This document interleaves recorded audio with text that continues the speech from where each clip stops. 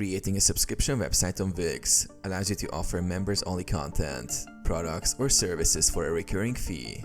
Here's how to set it up in a few simple steps. Choose a Wix plan. Start by selecting a business premium plan that supports payments. This is required to accept subscriptions through your site and Wix Pricing Plans app. Go to the Wix App Market and install the Pricing Plans app. This tool allows you to create and manage subscription options. Set up subscription plans. In the Pricing Plans dashboard, click Create New Plan. Name your plan and describe what's included. Set pricing.